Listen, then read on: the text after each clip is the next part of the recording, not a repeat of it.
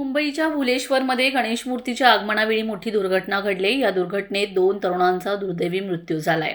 मूर्ती पूर्णपणे सुकलेली नसतानाही ती मंडपात आणण्याची घाई केल्याने ही दुर्घटना घडल्याची माहिती समोर आली।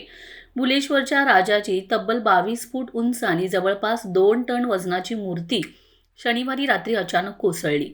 या दुर्घटनेत संकेत नेवसे आणि ब्रिजेश जोशी या 2 तरुणांचा मृत्यू झालाय। थायलंडमधील एका प्रसिद्ध मंदिरातील गणपतीच्या मूर्तीच्या धर्तीवर ही मूर्ती तयार करण्यात आली होती। भायखळ्यातील मूर्तिकार अनिकेत देसाई यांनी ही मूर्ती साकारली होती। मात्र मूर्ती पूर्णपणे सुकलेली नव्हती आणि ती काहीशी ओलसर असल्याने आणखी 10 दिवस मूर्ती सुकू द्यावी अशी सूचना मूर्तिकाराने मंडळाच्या कार्यकर्त्यांना केल्याची माहिती आहे। मात्र इंदोरवरून डेकोरेशनचं सामान घेऊन येणारा डेकोरेटर 29 तारखेला मुंबईत येणार असल्याने मूर्ती लवकर मंडपात आणण्याची घाई करण्यात आल्याचं सांगितलं जात आहे। विशेष म्हणजे मूर्तिशाळेतून बाहेर काढतानाच धोक्याचे संकेत मिळाले होते। गणपतीच्या गळ्यातील हार निसटला आणि त्यानंतर मूर्तीच्या पाठीमागील वेल्डिंग देखील सुटलं। वेल्डिंग पुन्हा करण्यात आलं आणि मूर्ती भुलेश्वरच्या दिशेने रवाना झाली। मात्र भुलेश्वरमध्ये पोहोचल्यानंतर पुन्हा एकदा गणपतीच्या गळ्यातील हार निसटला।